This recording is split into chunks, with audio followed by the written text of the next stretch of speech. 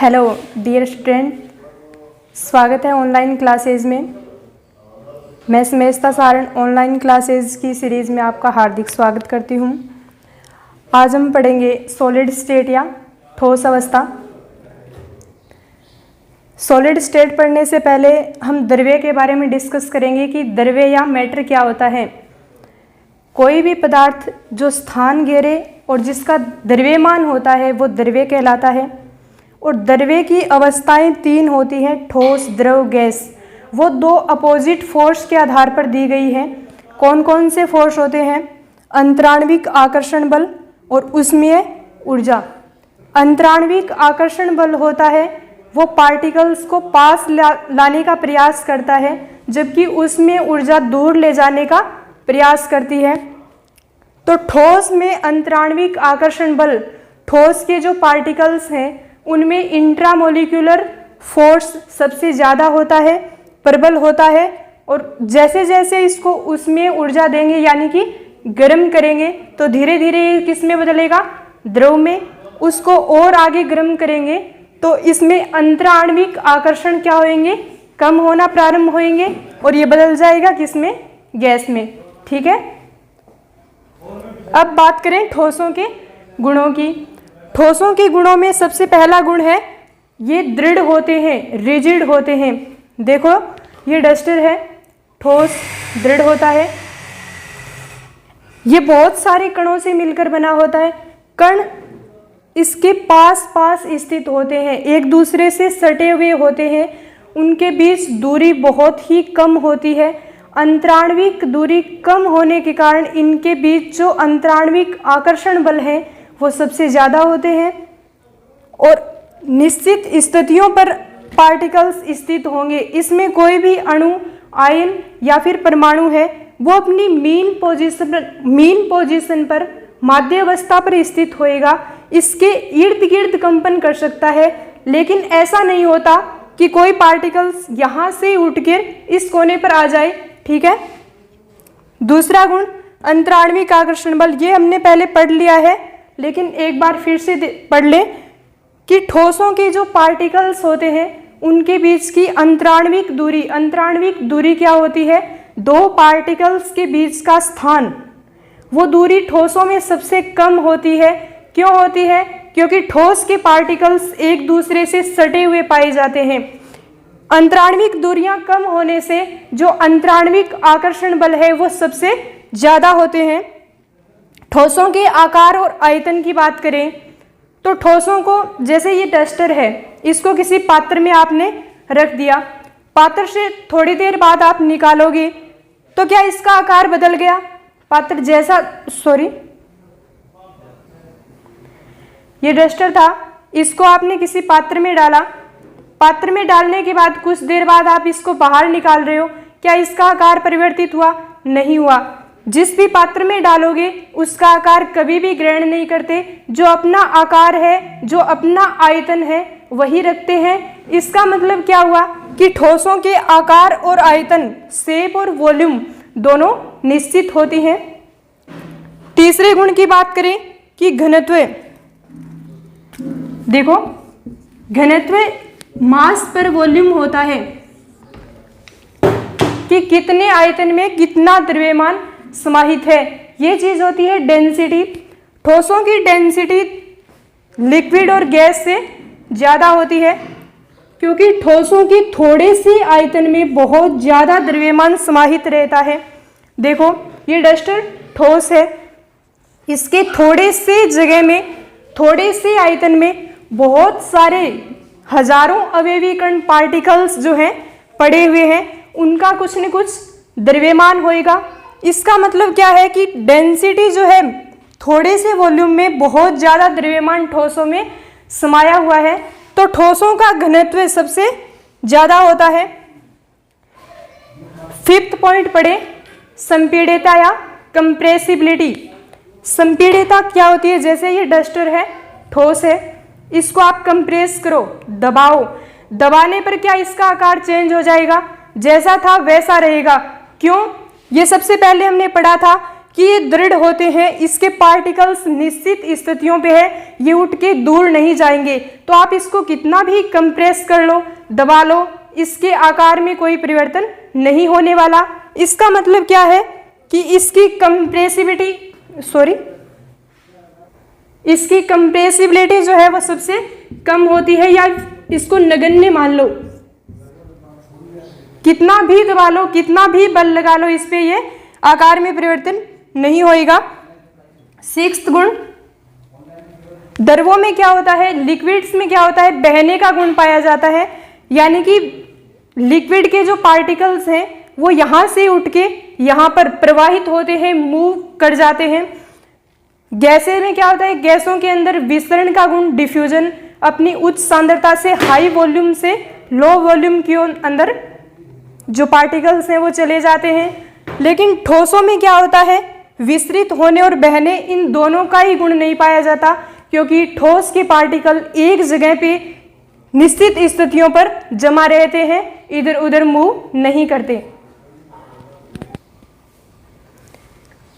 ठोस पदार्थ जो सॉलिड सब्सटेंस होते हैं उनमें पार्टिकल्स की व्यवस्था कैसी है, अरेंजमेंट कैसा है, उसके आधार पर दो भागों में बांटा गया है इनको। सबसे पहले क्रिस्टलीय ठोस और अक्रिस्टलीय ठोस, क्रिस्टलाइन और अक्रिस्टलाइन सॉलिड। क्रिस्टलीय पदार्थ वो होते हैं या क्रिस्टलीय ठोस वो होते हैं जिनको हीट किया आपने, गर्म किया, और गर्म करके ठंडा करने पर, हीट करने पर उनको ठंडा करके उनके क्रिस्टल बनाए जा सकते हैं, वो क्रिस्टलीय पदार्थ होते हैं। और अक्रिस्टलीय पदार्थों को अमोर्फस ठोस भी बोलते हैं। अमोर्फस का अर्थ होता है आकृति या अरेंजमेंट, व्यवस्था का न होना। अक्रिस्टलीय ठोस है, इनको जब हम गर्म करेंगे, गर्म करने के बाद ठंडा करने पर इनके क्रिस्टल नहीं बनते, इसके बजाय ये पिघल जाते हैं और इनसे अनेक आकृतियां हम बना सकते हैं। क्रिस्टलीय ठोस जो है इनमें परफेक्ट अरेंजमेंट पाया जाता है। देखो ये कोई क्रिस्टलीय ठोस है, इसमें पार्टिकल्स, अवयवी कण जो हैं ये निश्चित व्यवस्था में एक दूसरे के साथ सटे हुए पाए जाएंगे। ये परफेक्ट अरेंजमेंट है इसकी, और इस परफेक्ट अरेंजमेंट को हम बोलते हैं लॉन्ग रेंज अरेंजमेंट, या हिंदी में दीर्घप्रासी व्यवस्था। और दूसरी ओर अक्रिस्टलीय ठोस, अमोर्फस ठोस भी कहते हैं। अमोर्फस ठोस ग्रीक भाषा का शब्द है। अमोर्फस का अर्थ होता है आकृति या व्यवस्था का न होना। इनकी इम्परफेक्ट अरेंजमेंट इस तरह से पाए जाएंगे, कुछ दूरी तक तो क्या होंगे, एक दूसरे के साथ सटे हुए मिलेंगे, लेकिन आगे चलकर एक दूसरे के साथ बिखरी हुई व्यवस्था में मिलेंगे। इसका उदाहरण आप सोचिए, जब क्लासरूम में टीचर है, स्टूडेंट्स जो है कतार में एक लाइन में अरेंज होते हैं, व्यवस्थित तरीके से बैठे रहते हैं, उस व्यवस्था को आप मानो कि क्रिस्टलीय व्यवस्था है। लेकिन दूसरी ओर जब इंटरवल होता है तो ग्राउंड में एक एक छात्र अलग अलग जगह पे व्यवस्थित रहता है, ऐसी व्यवस्था को कहते हैं अक्रिस्टलीय व्यवस्था, इम्परफेक्ट अरेंजमेंट, और इसी को बोलते हैं लघुप्रासी व्यवस्था। एक बार फिर से सुनिए, दीर्घप्रासी व्यवस्था का मतलब क्या है कि एक अवयवी पार्टिकल्स के सापेक्ष आप दूर तक जाओ तो कोई अन्य पार्टिकल्स मिले, यह है दीर्घप्रासी व्यवस्था। यानी कि लॉन्ग रेंज तक जाने पर आपको कोई पार्टिकल्स मिल रहा है, इस पार्टिकल के सापेक्ष जब आप इधर चलोगे तो यहाँ पे आपको पार्टिकल्स मिलते जाएंगे। दूसरी ओर अक्रिस्टलीय ठोस में लघुप्रासी व्यवस्था, शॉर्ट रेंज, इसका मतलब क्या है, इस अवयवी कण या पार्टिकल्स के सापेक्ष आप जा रहे हो तो इधर लघु दूरी तक ही, कम दूरी तक ही एटम मिल रहे हैं, हो सकता है इसके बाद कोई अणु न हो, पार्टिकल्स न हो। इस प्रकार की व्यवस्था को कहते हैं लघुप्रासी व्यवस्था या शॉर्ट रेंज अरेंजमेंट। ओके, क्रिस्टलीय ठोस में दीर्घप्रासी या लॉन्ग रेंज अरेंजमेंट पाया जाएगा, अक्रिस्टलीय ठोस में शॉर्ट रेंज अरेंजमेंट या लघुप्रासी व्यवस्था मिलेगी। अगला पॉइंट, इनको वास्तविक ठोस भी कहते हैं। देखो, क्रिस्टलीय ठोस ही होते हैं हमारे अच्छे या वास्तविक ठोस। ठोस नाम आए तो क्रिस्टलीय ठोसों को ही हम वास्तविक ठोस बोलेंगे, क्योंकि इनके अंदर परफेक्ट अरेंजमेंट है, व्यवस्थित तरीके से पार्टिकल्स एक के बाद एक जुड़े हुए मिलेंगे। ठोसों के आगे हम चुंबकीय गुण वगैरह पढ़ेंगे तो वो क्रिस्टलीय ठोसों का ही जिक्र करेंगे, अक्रिस्टलीय ठोसों का जिक्र वहां नहीं किया जाएगा। इनको अवास्तविक या छद्म ठोस भी कहते हैं। आगे नाम है अतिशीतल द्रव। अतिशीतल द्रव का मतलब क्या होता है, देखिए अतिशीतल द्रव, अति का मतलब बहुत ज्यादा, शीतल मतलब ठंडा कर दिया हो किसी द्रव्य को, ठीक है।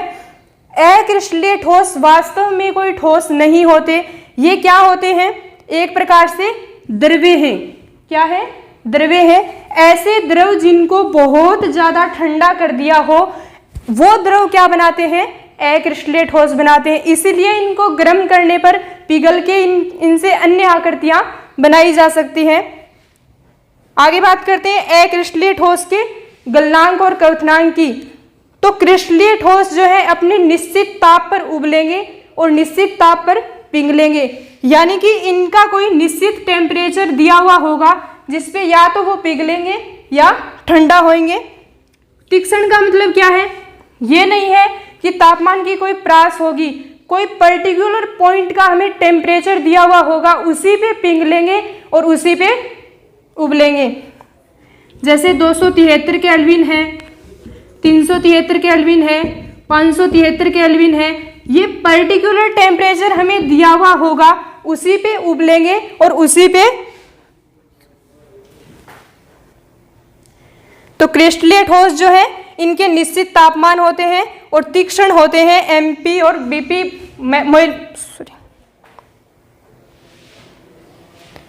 मेल्टिंग पॉइंट और बॉइलिंग पॉइंट, ठीक है। अक्रिस्टलीय ठोस जो है इनके मेल्टिंग पॉइंट और बॉइलिंग पॉइंट अनिश्चित होते हैं। अनिश्चित न कह के हम कह दें कि तापमान की एक प्रास दी हुई होती है, तापमान की एक रेंज दी हुई होती है, उस रेंज में ही उबलेंगे और उसी में पिघलेंगे। जैसे आपको दे दिया 0 डिग्री सेल्सियस से 15 डिग्री सेल्सियस, इस तापमान प्रास में वो क्या होंगे, या तो पिघलेंगे या उबलेंगे, ठीक है। अगला पॉइंट विषमदेशिक प्रकृति, समदेशिक प्रकृति। अक्रिस्टलीय ठोस जो होते हैं अतिशीतल द्रव भी उनको कहते हैं, यानी कि ये द्रव्य ही थे जिनको बहुत ज़्यादा ठंडा करके क्या बना दिया, अक्रिस्टलीय ठोस बना दिया गया। अतिशीतल द्रव के कारण इनमें धीमी गति से प्रवाहित होने का गुण पाया जाता है। आपने देखा होगा पुराने जो खिड़की दरवाजे हैं कांच के, वो उनका निचला हिस्सा जो होता है वो ऊपरी हिस्से की बजाय थोड़ा मोटा होता है। ये इस कारण होता है क्योंकि कांच क्या है, अक्रिस्टलीय ठोस है, उनमें धीमी गति से क्या होता है, प्रवाहित होने का गुण पाया जाता है। इस कारण ऊपर वाला हिस्सा जो है कांच का पिघल के धीरे धीरे लंबे टाइम के बाद नीचे आ जाता है। इस कारण अक्रिस्टलीय ठोस जो है उनमें बहने का गुण पाया जाता है। याद रखना, वैसे तो क्रिस्टलीय ठोस में विसरित होने और बहने का गुण नहीं पाया जाता, लेकिन अक्रिस्टलीय ठोस धीमी गति से प्रवाहित होते हैं, इस कारण इनको क्या कहते हैं, अतिशीतल द्रव। आगे हम बात करें विषमदेशिक और समदेशिक प्रकृति की। नाम से ही पता चल रहा है विषमदेशिक प्रकृति, विषम यानी भिन्न भिन्न दिशाओं में, विषम यानी कि विषम भिन्न भिन्न, देशिक मतलब दिशाओं में, भिन्न भिन्न दिशाओं में जाने पर इनके भौतिक गुणधर्म जो मापन योग्य भौतिक गुणधर्म है, जैसे अपवर्तनांक है, विद्युत प्रतिरोधकता है, फिजिक्स में पढ़ते हो आप, ये सारे के सारे मापन योग्य गुणधर्म भिन्न भिन्न दिशाओं में जाने पर भिन्न भिन्न प्राप्त होते हैं। इस गुण को कहते हैं विषमदेशिक गुण, और ये दर्शाते हैं अक्रिस्टलीय ठोस। अक्रिस्टलीय ठोस में देखो NaCl जो है, ये NaCl का क्रिस्टल है, इसमें इस दिशाओं में जाओगे तो इन भौतिक गुणधर्मों के अलग अलग मान प्राप्त होंगे, इस दिशा में जाओगे तो भौतिक गुणधर्म अलग प्राप्त होंगे। ये चीज होता है विषमदेशिक प्रकृति। इसके विपरीत अक्रिस्टलीय ठोस में एक जैसे अणु पड़े हुए हैं, तो आप इस दिशा में जाओ चाहे इस दिशा में जाओ, समान भौतिक गुणधर्म प्राप्त होंगे। आगे आता है शीतलन वक्र। इनका शीतलन वक्र क्रिस्टलीय ठोस का कैसा होता है? असतत। असतत मतलब टेम्परेचर टाइम के साथ टेम्परेचर का अगर ग्राफ बनाए, ये है हमारा शीतलन वक्र। भाप थी 180 डिग्री सेल्सियस पर, भाप, इसको हम ठंडा करके क्या बनाए? ठोस बना लें। शीतलन का मतलब क्या है? किसी भी गर्म चीज को आप ठंडा करके क्या परिवर्तित कर दो उसको ठोस में। ठंडा करना यानी कि शीतलन। और वो टेम्परेचर, ठंडे करने का जो टेम्परेचर, धीरे धीरे आप टेम्परेचर को घटाओगे, वो टाइम के साथ किस प्रकार परिवर्तित होता है? तो क्रिस्टलीय ठोस के हमने पढ़ा था मेल्टिंग पॉइंट और बॉइलिंग पॉइंट क्या होते हैं? निश्चित होते हैं, तीक्ष्ण होते हैं। जैसे 273, 373 पर्टिकुलर कोई टेम्परेचर दिया हुआ होता है, तो 180 से धीरे धीरे आप ठंडा करोगे तो एक पर्टिकुलर पॉइंट यहां मिलेगा, फिर धीरे धीरे और ठंडा करोगे पर्टिकुलर टेम्परेचर, ऐसे करके तीक्ष्ण बिंदु प्राप्त होंगे, जिससे शीतलन वक्र असतत प्राप्त होगा। कंटिन्यूअस न होके अनकंटिन्यूअस, टूटा हुआ वक्र प्राप्त होएगा। इसके विपरीत अक्रिस्टलीय ठोस जो है उनमें शीतलन वक्र कैसा होता है? सतत होता है। क्यों? क्योंकि उनमें तापमान की प्रास, टेम्परेचर की कोई ना कोई प्रास दी होगी, उस प्रास में ही क्या होते हैं? उबलते हैं, और उसी प्रास में क्या होते हैं? ठंडे होते हैं। तो समय के साथ टेम्परेचर का अगर हम ग्राफ खींचे उनके शीतलन वक्र, तो वो क्या आएगा? सतत आएगा, कहीं भी रुका हुआ नहीं होएगा, क्योंकि उनमें टेम्परेचर की एक प्रास दी हुई है, आपको उस रेंज में ही क्या होंगे? पिघलेंगे। उदाहरण के लिए क्रिस्टलीय ठोस जो है, जितने भी NaCl आपने देखा होगा, क्वार्ट्ज, सिलिका, SiO2, हीरा है, ग्रेफाइट है, जितने भी कठोर पदार्थ हैं वो सारे के सारे क्रिस्टलीय। अक्रिस्टलीय ठोसों में रबर है, कांच है, प्लास्टिक है, ये सारे के सारे अक्रिस्टलीय ठोस हैं जो वास्तविक ठोस नहीं होते। ओके।